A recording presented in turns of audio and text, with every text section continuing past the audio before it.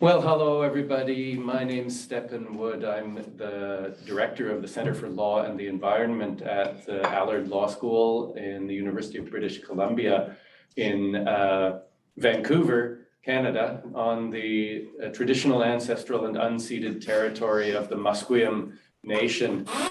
And this is a session of the No-Fly Zone speaker series, which is a speaker series that allows us to hear from environmental thought leaders and practitioners from around the world without incurring travel-related greenhouse gas emissions.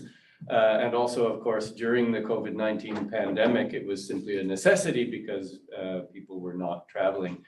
We're delighted today to be joined by Nati Green from Ecuador. And I'll introduce Nati briefly, and then I'll hand over to her to get started. So Natalia Green almost needs no introduction. She has been a leading figure in the movement, the global movement to recognize rights of nature and rights of Mother Earth for more than a decade and a half. She was very closely involved with the work of the Fundación Pachamama in Ecuador, starting in around 2006, 2007.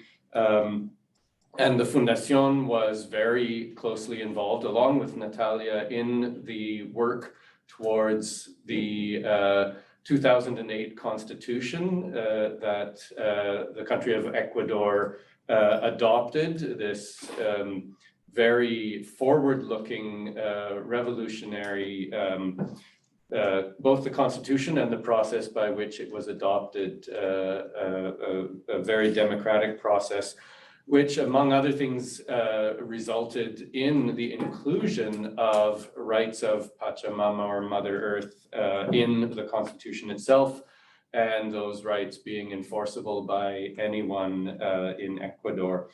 And around the same time, she was also involved in what was ultimately the unsuccessful Yasuni ITT initiative, which was proposed by the Ecuadorian government to keep the oil in the ground in that portion of the Amazon, and in return for the international community stepping up to help Ecuador with 50% of the foregone benefits that the country would have earned from the exploitation of those resources.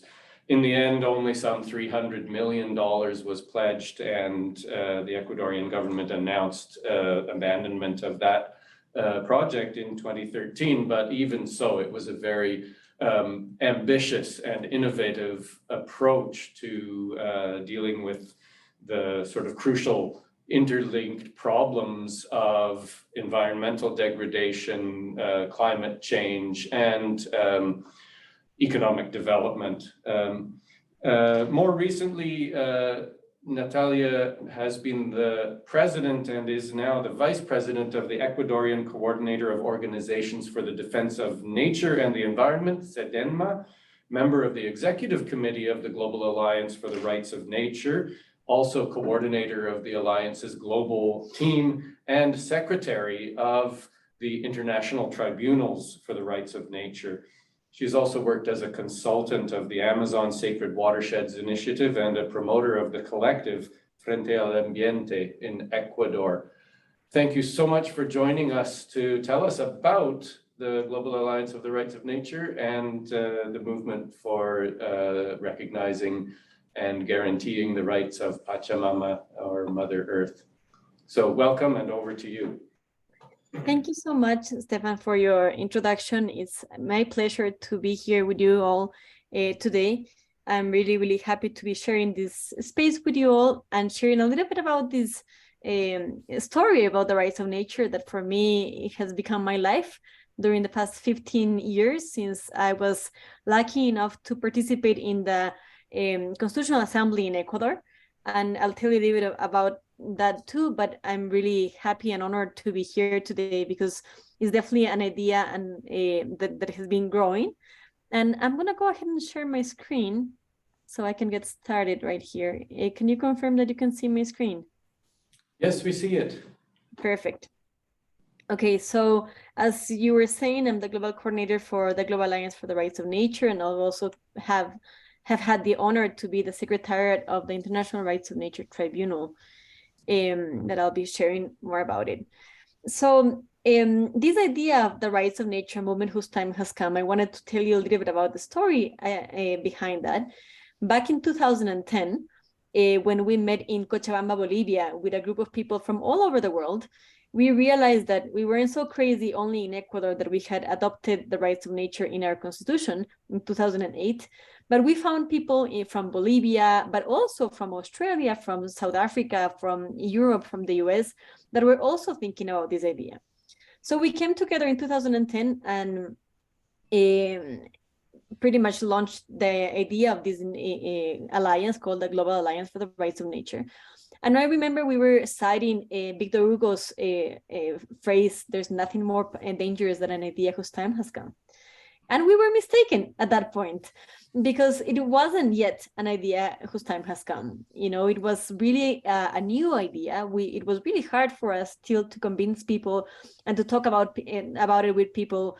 We still had experiences. Of course, you can imagine we were in NPR in the US and we had the radio saying, "Can you imagine these people? You know, they are saying that nature has the right to exist." And I was just thinking, you know, that's crazy. If nature doesn't exist, we don't exist either. So how is that this idea is so obvious and so rational that people are still questioning it? But indeed, it was not an idea whose time has come because it was really hard for it to enter people's brains that this was something that needed to become a reality. Nowadays, and I'll tell you more about it when I keep on passing the slides, but we do have 37 countries that now recognize the rights of nature. And it's a growing movement that for me, when I look at this Earth Jurisprudence Monitor and the Eco Jurisprudence Monitor that has been launched by the academic hub of the Global Alliance for the Rights of Nature, I see all these initiatives popping up from all over the world in a sort of acupuncture to the world, a world that is in a polycrisis, a world that is like deeply embedded in a climate crisis, biodiversity crisis, an ethical crisis too. You know, like we're living in so many crises right now. That's why we call it the polycrisis. That having this map with all these points coming up all over the world is like looking at an acupuncture of trying to heal the world. So yes, indeed, I can say that we've been pushing a ball of the rights of nature movement up a hill, and now it's starting to roll by itself, and we're running down to catch up with that rolling big ball of a movement that has been growing a lot. So let's put this down. So this is a picture of a meeting that we had back in 2018 when we were celebrating the 10th year anniversary of the rights of nature in Ecuador. And as I was saying, nature is definitely an emerging and powerful movement that wants to transform human consciousness. And it wants to transform how we redesign the world, how we redesign this consumption economic structure, and that we really create a framework that is grounded on the recognition that we are part of nature, that nature is our mother, and that nature has rights, and that we shouldn't be questioning that. So this was a meeting that we had back in 2008. That was actually the year where we started this idea of bringing together people and organizing different hubs, thematic and regional hubs. Rights of nature, in this slide, I'm saying it's a necessary new paradigm where environmental law is not enough. And we've had this conversation, actually, yesterday we were at a meeting with some organizations in the Philippines that were saying, well, we have rights of nature, we have environmental law, and that's enough. Well, it's definitely not enough. It's not enough because we've had it along for a long time. And instead of working for nature and with nature, we're working against nature. And we are recognizing and we're viewing nature as an object that we exploit, and not a subject that we respect. And that very big difference is different that we had during slaveryism, when we were treating nature, when we were treating Afro-Americans as slaves.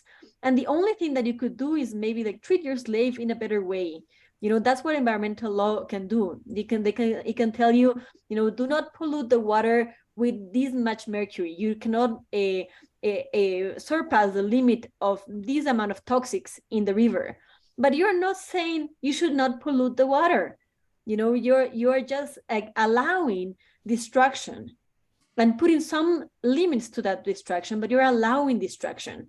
So what's really necessary is to change that paradigm and understand that nature is alive, that nature is interconnected, that nature is, that we are part of nature.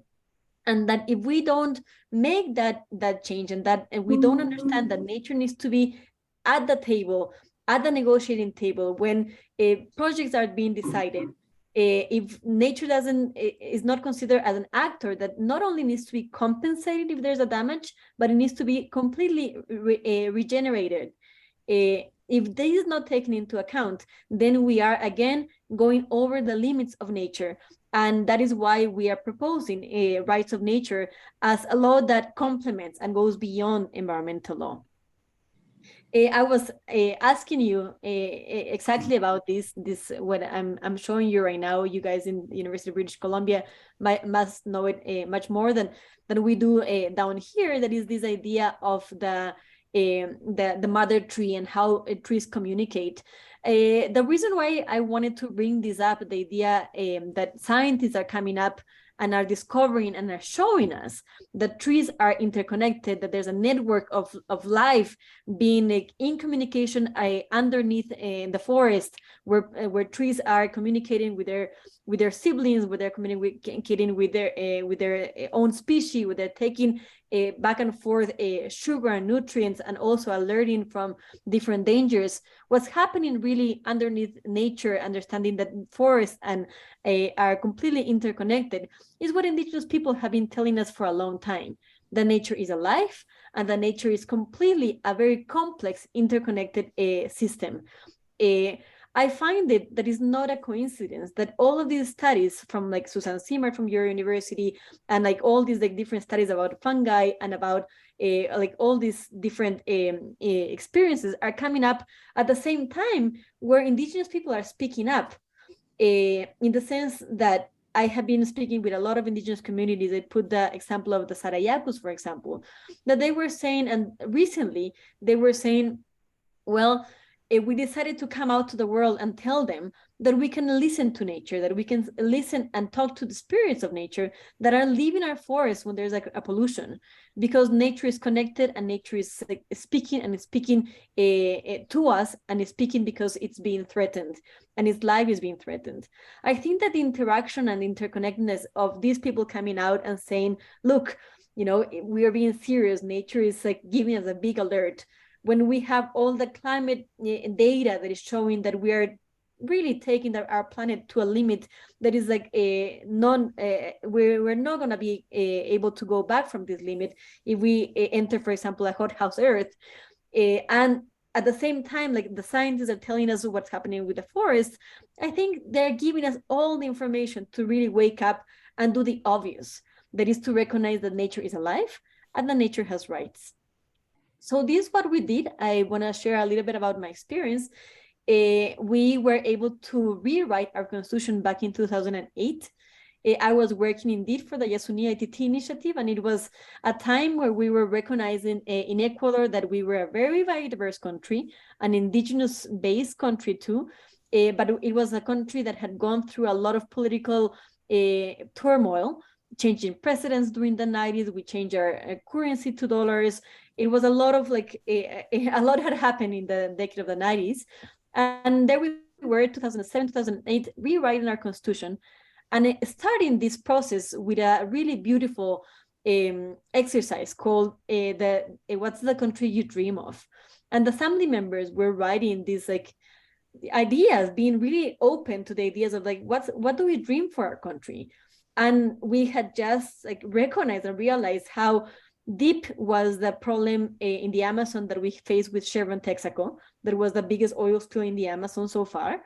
At the same time, we were recognizing with the Yasuni ITT initiative that we had a really biodiverse country and that we had to do something bold.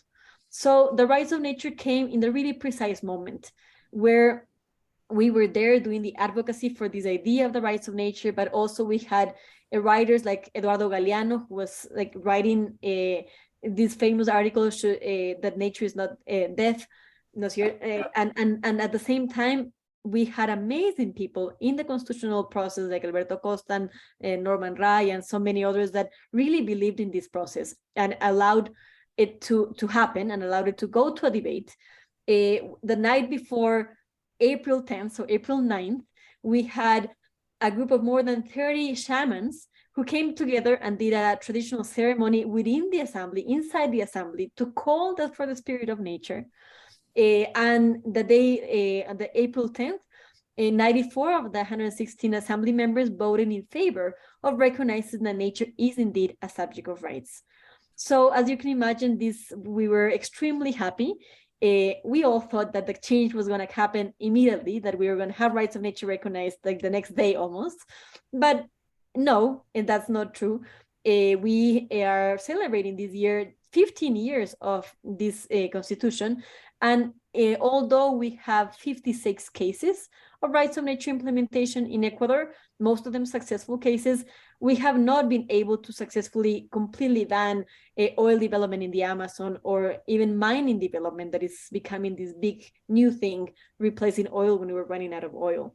But however, it did give a very important step to recognize this that I was telling you. This is the map of Ecuador and Ecuador's biodiversity. Ecuador's biodiversity is pretty much like focused and concentrated in our Amazon.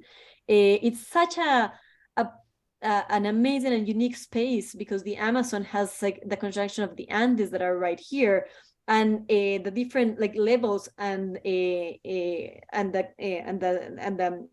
distance from the Andes make this part of the Amazon one of the most biodiverse places in the world. At the same time, as you can imagine, as I was saying, this same place is still threatened, even though we have our constitution with oil blocks and with mining concessions that are completely overlapped with these that are the green, are like the protected areas. This is the Yasuni National Park, and all of these in pink are the indigenous territories.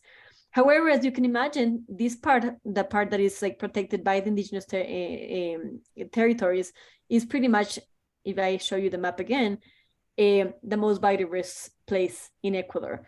So it's not only an issue of having protected areas, that is pretty much the way that we have figured out in the Western world that should be the way to protect an ecosystem through a national forest, for example, or a national protected area. It's been mostly indigenous people who have learned how to live sustainably in a forest, taking advantage of it, but also using it in a way that is getting regenerated, that has really allowed this conservation to happen, especially in our Amazon. So we were able to inspire the world. The first example of the rights of nature was in 2006 in a small community in the US called Tamaqua Borough. That's actually one of the few samples that we took to the assembly back in 2008, telling them, look, you're not alone. We're not the only ones doing it. We're not the first ones to do it. Someone has done it. Yes, someone did it in a very small town in the US, but that was definitely an example to allow the assembly members to have more courage to go ahead and recognize something so new as the recognition of nature as a subject of rights. But really, the movement has bursted since, with journal articles, conferences, constitutions, laws, cases around the world, agreements, university courses, and NGOs working in this subject. As I was saying, we met in 2010 in Cochabamba.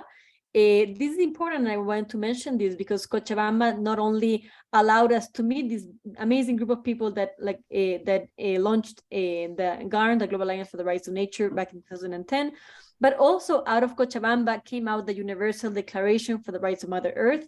That is what we use as model as our jurisprudence, for example, for the International Rights of Nature tribunals, because it was a document adopted by more than 33,000 people in Cochabamba.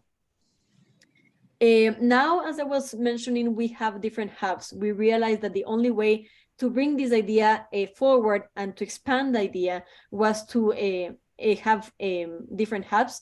So we have a Garden Europe, that inside Garden Europe, there's a réseau francophone, because the French want to speak in French. And we have a Latin American hub, an African hub. We just are like have the seeds and are developing an Asian hub and a North American hub that will be more than happy to share that information with you all. But we have a youth hub, a legal hub, an indigenous council, and an academic hub that really makes up this like big family of what we make up of GARN. As I was mentioning, 37 countries have adopted the rights of nature. I've put here the names of the countries, but they're very different experiences. The rights of nature come in different packages and in different scenarios. Not everybody is as lucky as Ecuador to be able to change its constitution. There are countries that have never changed their constitution and maybe will never will, although it's maybe necessary, countries like the US, for example, but it's very hard to do that. So what has happened in the US, to continue with that same example, is that they have more than 100 ordinances, local ordinances that have included the rights of nature, including bigger cities like Pittsburgh, Pennsylvania, that has been that has allowed fracking to be banned of their territory through an ordinance. But at the same time, we have a lot happening in Latin America. Latin America is a place where rights of nature is really happening everywhere. We have 4 cities in Mexico, Oaxaca, Guerrero, Colima, and in Mexico City with rights of nature. We have countries like Panama and Bolivia that have national laws. We have amazing cases that also talk about ecosystems. So Colombia has recognized the rights of Rio Atrato and the Amazon. So this is all happening in Latin America, Brazil too, with many cities going forward with the recognition of rights of nature, but also in other places. Spain, for example, with Mar Menor, has the first example of an ecosystem that has been granted rights in Europe, that is the Mar Menor. And whole countries like Bangladesh recognize the rights of rivers and all the affluents. So really, this idea that is so powerful has been growing a lot, and it's pretty much all over the place. What we also have done are the International Rights of Nature tribunals. These tribunals have allowed us to really normalize the concept of the rights of nature, have allowed us to really stop saying, well, nature should have rights, but go to countries and go and listen to different cases around the world and say, nature indeed has rights. However, some countries have not recognized it yet. And it's a need, and it's an urgency, and it's a responsibility of the countries and its citizens to recognize that nature is a subject of rights. And by looking at these different socio-environmental conflicts through the lenses of the rights of nature, we have been able to really expose a different scenario, a different view of the conflicts, where the conflict is not only focused on resolving the conflict with the people, but also resolving the conflict with the water and with the ecosystem and with whatever part of nature that is being threatened. The difference is that instead of having a polluted river and bringing trucks of water for the people that cannot drink the water any longer, the company that caused that problem should be taking in consideration the complete restoration of the river, so that the river, that is the only ecosystem that can really provide water permanently, can continue giving water to the people and to the animals and to the flora that is needing that water. So by amplifying this perspective and not only focusing on people, then we're really looking at the big picture and hopefully regaining that balance, that lost balance that we have in this current world crisis. So the Rights of Nature Tribunal, we have actually organized them in Quito, in Lima, in Paris, in Bonn, in Glasgow, in Europe, in Chile. They have been very important cases, like this case in Glasgow, where we are talking about the false solutions to climate change and the Amazon as a living entity. These cases are allowing us to talk about many different things, like the false solutions with climate change are very important because we tend to focus that we need to solve the climate crisis, but we forget that if we do not preserve the ecosystems and the biodiversity, if we promote, for example, big scale mining to get the minerals for the energy transition and don't care about the biodiversity that is being lost with this, then we'll might solve a little bit of the climate crisis, but will be embedded in a much bigger crisis when we're losing biodiversity in such a big rate. So that is like the focus that we're giving to the rights of nature tribunals. Actually, before going back to going to Ecuador, I want to mention a little bit about what happened last week, to be really updating you guys about our work. Last week we were in Mexico City, sorry, in Mexico, and we went to the Yucatan Peninsula because there's a train being planned in the Yucatan Peninsula in Quintana Roo. That is a train that is being planned without really taking into consideration all of the different parts of the train, all of the projects that are related to the train, like the urban centers that are developed parallel to the train, like the big pig farms that are related to this, like building of this train. And we were able to go with a group of judges to talk to the communities, threatened communities. We were able to see how they are being threatened. We were able to listen to the scientists telling us what is going on with the ecosystem, how the cenotes are being threatened. And on Sunday, actually, we were able to go to the place where this train is being built. And right under where the train is going to be built, we went to a cavern that is a really unique cavern, you know, when we have this fish called Dama Blanca. And it's impossible to think that this is not going to, there's going to be a fast train going right over these amazing cenotes and these amazing caves that are like a unique patrimony of the world in the Yucatan Peninsula. So what do we do with the tribunals? We raise the voice, not only of the defenders of the Mayan assembly and the Mayans whose rights are being threatened, but we're also raising the voice of the cenotes, of the caves, of the bats, of the fish, of the jaguars, of the monkeys that are there and do not have a voice and need to have a voice and need to be exposed, because we are just accepting these mega projects that are threatening life in general. So this have been a really successful tool that we have used. So I want to go back to Ecuador and share some really, for me, beautiful news that is the work that we're doing in Ecuador. As I was mentioning, we have 56 cases of rights of nature implementation in Ecuador. Most of them are successful cases.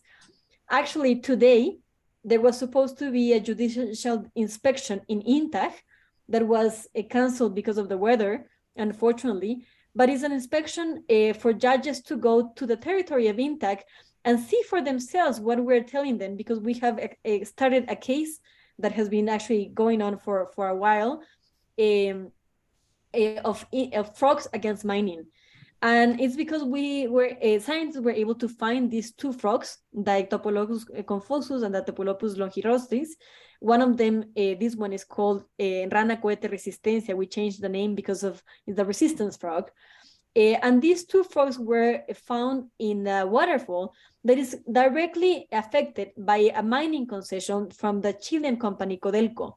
And this mining concession is polluting the water. Actually, there are two waterfalls, one that is polluted because it comes right from the concession, and right at the other one, we can find these like two amazing frogs that were considered extinct and were rediscovered. And of course, the environmental impact study of the company doesn't even include them. So this has allowed us to put up a trial against the mining concession, against the Ministry of Environment, to protect these frogs. And by protecting these frogs, we protect a whole umbrella of a species of not only amphibians, but also monkeys, pumas, orchids, and many species that live in the cloud forest. This is such a biodiverse forest. So we have also in Ecuador been able to have amazing cases like this historic victory of Los Cedros. The Constitutional Court 2 years ago, December 2 years ago, was able to ban mining, all extractive activities, especially mining, in these unique and protected forests. and they were able to set up a precedent to continue with other protected forests. Unfortunately, in Ecuador, which is very bizarre, protected forests are banned from agriculture and also from cattling, but the mining is not banned from protected forests. With this verdict from the Constitutional Court, Los Cedros was able to be saved, but now we have 244 protected forests to go forward with this legal precedent. And that's like the harsh work that we're doing here in Ecuador. So I'm gonna stop sharing so we can start talking soon. But yes, I'm really happy to be sharing this idea with you all today, because it's an idea that gives us hope. It's an idea that really allows us to think that in a more positive way, that change can be done, that as human beings, we're not a species that is corrupt, or that is just like, it's not that we're doing things wrong, is or that we're a failed species. We're just doing it the wrong way, and we can change things around. And I feel that the Rights of Nature movement gives us that hope and allows us to think that things can be done differently. And the fact that we have already 37 countries and are actually 42 countries with eco-jurisprudence cases, then it really gives us hope that things can change. Unfortunately, I'm not sure if it's going to change fast enough, but that's the main reason why we need to spread the word more. And that's why I'm so happy that we're sharing this experience today, hopefully to inspire more people to bring about rights of nature cases around and in their countries. Thank you so much for this time. Thank you. Well, we have lots of time for questions and discussion, and I'll just note for the online audience that there is a Q&A function you'll find in the Zoom controls along the bottom of your screen, and you could use that to put in a question. We also have people in the room here in Vancouver, and you have a chance to ask questions, but if you don't have one immediately, I could start the questions, and I'd actually like to ask you, Nati, to reflect on what has changed in the 9 years since my dear friend Silver Donald Cameron interviewed you for his project, The Green Interview. And Silver Dawn is no longer with us, sadly, but you sat down for a quite lengthy interview with him back in 2014 and talked about where things were at that point. And it was a hopeful time, but also a time when you were experiencing some setbacks. And I wonder if you could just quickly give us an update of what you see as really sort of key developments since then in 3 areas. One is in the implementation of the rights of nature in the Constitution. And you gave us a little hint of that just now. The second is the Fundación Pachamama, which had been disbanded recently just when you spoke to Dawn. It had been shut down by the government. And then the third is what is happening with the oil exploitation in Yasuni or in the Amazon more generally. So sorry, that's a big 3-part question, but it would be really interesting just to see what you see as the biggest changes or the biggest developments since then. Sure, I'm more than happy to answer that question. Let me start by saying that when we were able to rewrite our constitution, that was the main project of President Correa. So when he came into power, he said, well, I'm changing the constitution. He wasn't elected with any deputies. And pretty much a few months after his election, the constitutional process started. We were able to include this in the constitution, but I remember there was a meeting right after when President Correa said, wait, so share with me, what are the sorry for the word, but what are the stupid things that were accepted in the Constitution? And one of them for him was always the rights of nature. We didn't have any support from President Correa, although this happened during his administration. And that was very important to note, because if there's lack of political will for the implementation of the rights of nature, then this process is slower.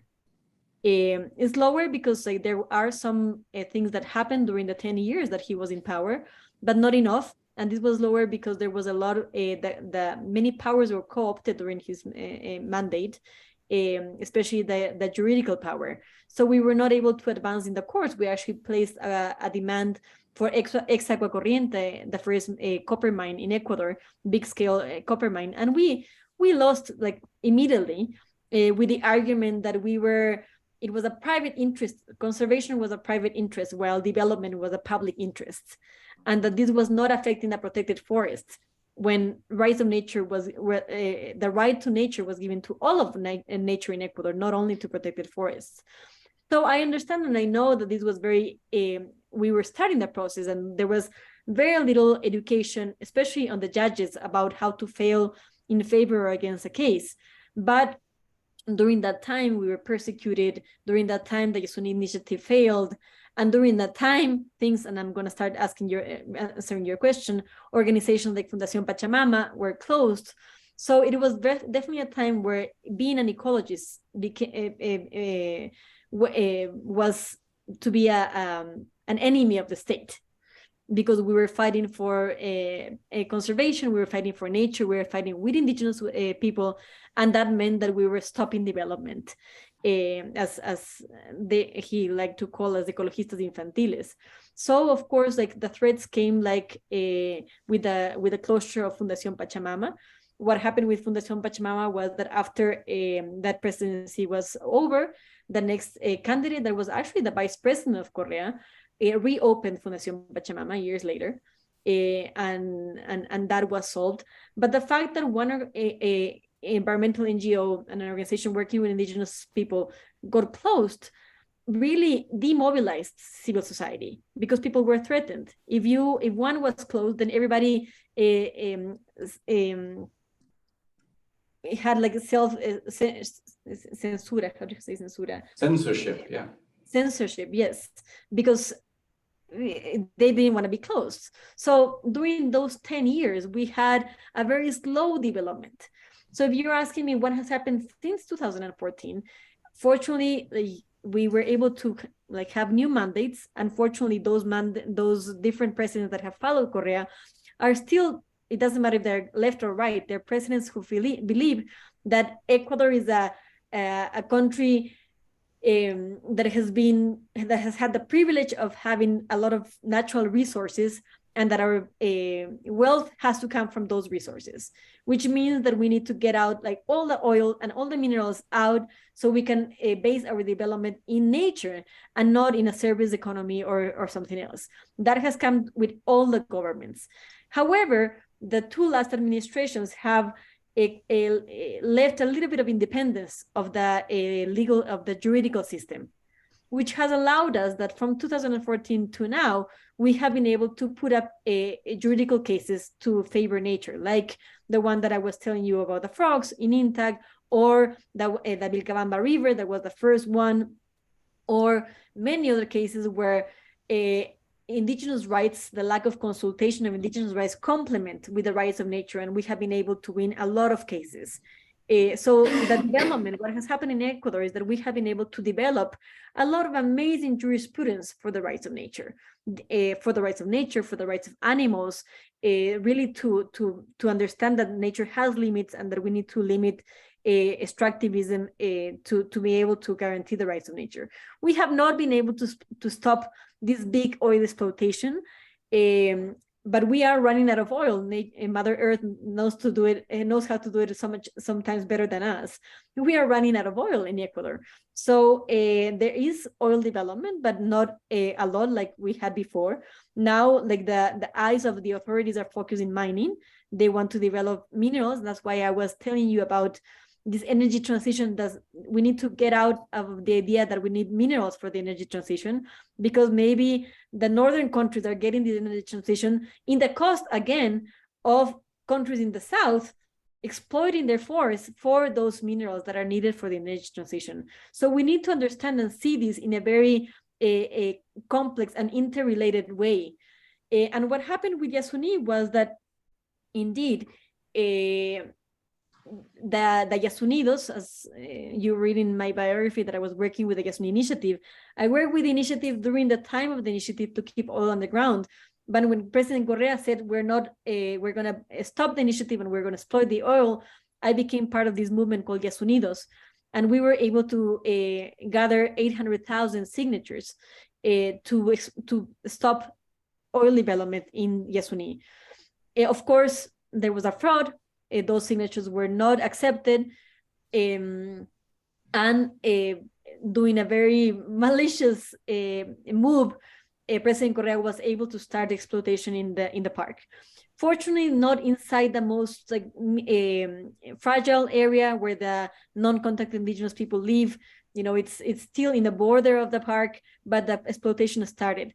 However, last year, the Electoral Council, the Constitutional Court accepted that there was a fraud with Yasunidos. The Electoral Council accepted that the 800,000 signatures were valid. And now the file is sitting in the office of one of the Constitutional Court judges, waiting for that judge to accept the question and see if we're actually going to elections and going to a consultation to ask the people in Ecuador if there should be exploitation in Yasuni or not. Exploitation, as I'm saying, has started, but it has not everything has been exploited. So there's still some hope behind that. Hopefully I answered your question. Yeah. I think Ulrich had his hand up, by the way. I don't see it up anymore, but before it was. Oh, yeah, no, I've got it. I was just going to say, what legal effect would that referendum have if it passes? People say no, there shouldn't be. Then what effect would that have? It's complicated because the question that we proposed was a question to leave oil underground. So if we have a referendum and if people vote that there shouldn't be oil, that the oil should be kept underground, then there shouldn't be more exploitation. But it's weird because 10 years have passed and there is already exploitation. So there's that, the court needs to solve what's going to happen with the exploitation that has already started.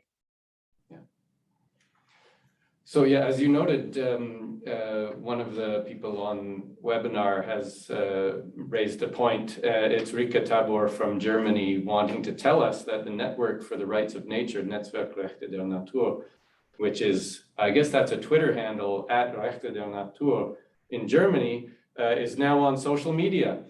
So congratulations for that. And also a flyer in German. And if we ever need something sometime in German for an event, contact them. So thank you for letting us know that. We appreciate it. And actually, Stefan, if I can add from that, when Ulrich is saying, we're actually in a meeting with a lot of members from the Rights of Nature movement last year in Siena, and Hans Leo was there with us. He's a person from Germany, from Baviera. And Baviera is trying to rewrite its constitution to include the rights of nature. So there are really nice developments happening in Germany, in Ireland, in France, with many rivers, and there's a lot of movement. So what we want to do is we want to, as GARN, to provide the tools and really the educational tools to allow more people to get inspired and to have what it's needed, regarding their context. If it's easy to change their constitution, well, follow the example of Ecuador or follow the example of Chile. This year, Chile is going to do a second attempt to write a constitution because it didn't happen last year. So we're still following that process in Chile. But if it's difficult to change the constitution and national law can happen, then follow what Panama did, or do it with the cities, what the US has done, or do it with the ecosystems, what Wanganui River did in New Zealand, or what happened with Bangladesh, or in so many other countries that we're looking at examples. So regarding their own context, people gonna get inspired to really promote rights of nature activities.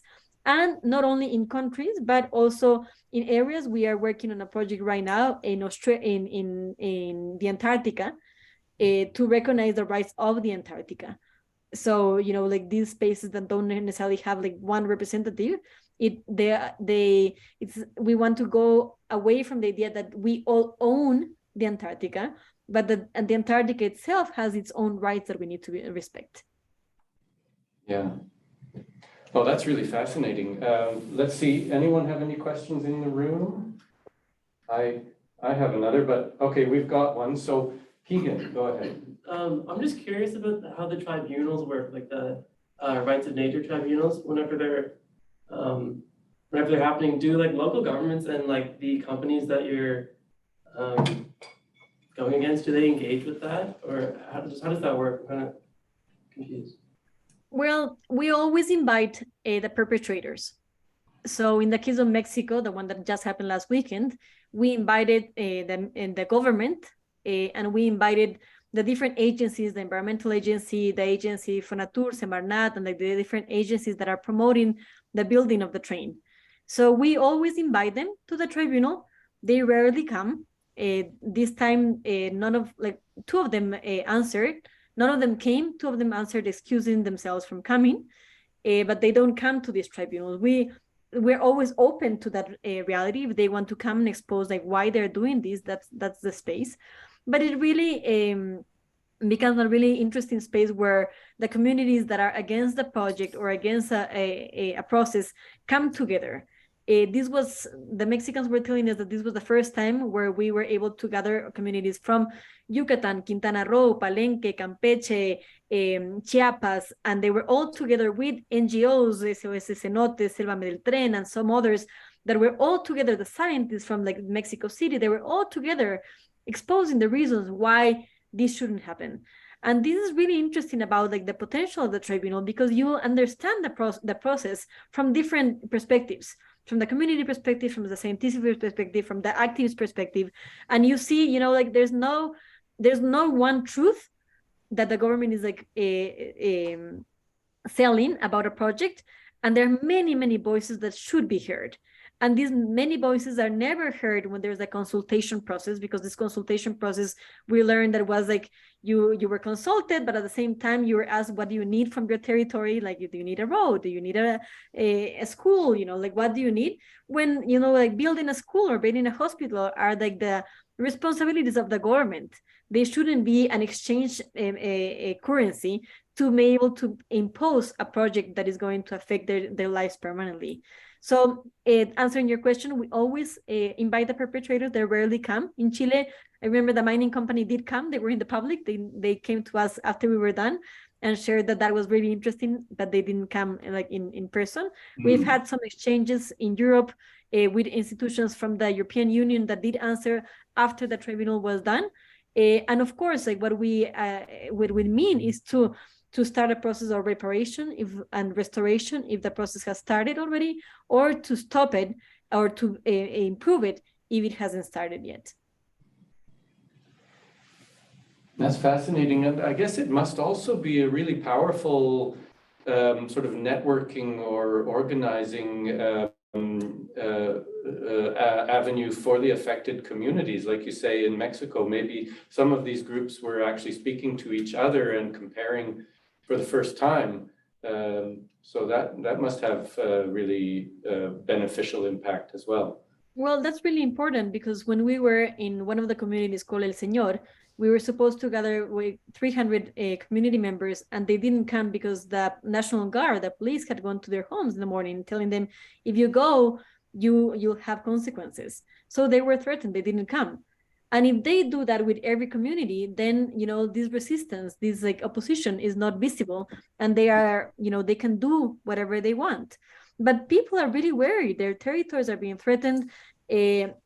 Building, like in this part where we were, they are building the train with an elevated train. They're putting this like cement through the caves inside the cenotes, you know, like making like a permanent damage to these like amazing ecosystems that are going to even affect the water. And there was a diver who was telling us this project is being justified as national security, when national security really is the water that we depend on, and that with this train is going to be like salt water, become salt water, and our national security is the water, and that's what's going to be threatened. So those things, like people need to talk about this and need to understand the consequences before, they can give their consent, and they have definitely not been informed. So having these spaces where they can come together is really, really powerful. And also on the name of nature, because we tend to just do these sort of spaces with what's happening to the humans, but we leave the humans as defenders of nature, but we focus on nature as a subject of rights, because nature is never given a voice. And it's really important to know that nature has rights. We don't need to recognize the rights. We need to guarantee the rights that nature already has. You guys actually in Canada have like amazing projects as well.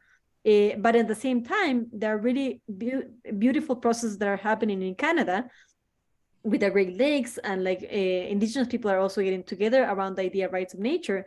But we have a lot of threats with Canadian companies in our countries. For example, when we were in Brazil last year, we were in Xingu territory visiting the Belo Monte Dam.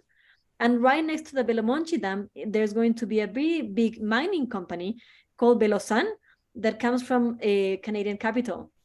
And that is being built in the Xingu territory. No one has like any information.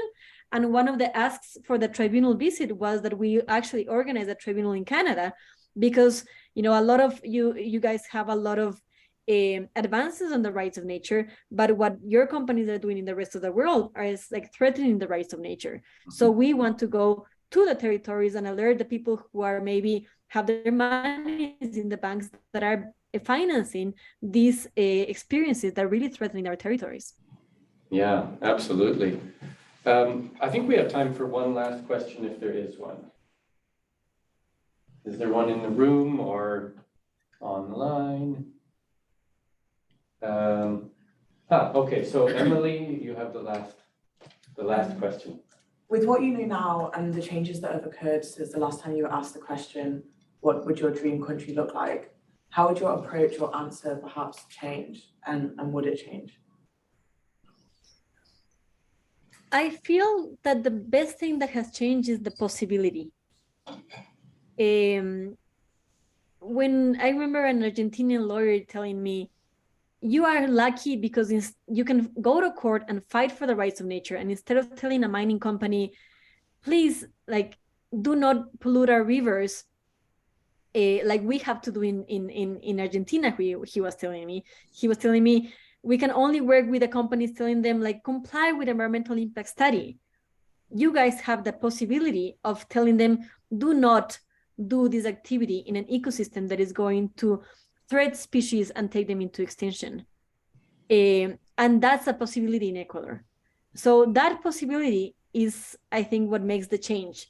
What really inspires us to promote new cases, to support communities, to protect their territories, because the possibilities with the rights of nature really expand. The creative opportunities, like one of our lawyers getting on a boat in the Galapagos, a boat that will usually just like receive money underneath because they have been caught with shark finning, and just receive money and leave. This lawyer was able to go stand inside the boat and say, I'm here on behalf of the sharks, because sharks have rights. And that allowed that boat to go to the police, and that boat was taken in custody, and the people were charged, and the whole process happened. So the possibility of the rights of nature opens up a huge, amazing box of possibilities of what we can do to protect nature, not only to what has been said to us that we can do through environmental law, but through a huge range of opportunities to really understand that nature needs to exist, has the right to exist, to maintain its natural cycles, and to really allow nature to exist. Then we have to explore various and creative ways. And I think that has changed. It has changed the possibility. We have not been able to change the country in the sense that we are still a country that depends on nature, We are a country that doesn't is a developing country that needs resources. We understand that extractivism, oil mining bring fast resources, but the possibility of changing that and really making sure that we have that country that we dream of, a country where we respect people's rights, when we respect the different nationalities that live in our country, but that we also respect the rights of nature. That possibility really, really allows us to dream on a better country and actually a better world, because we're inspiring the world. Well, thank you so much. That's all the time for questions.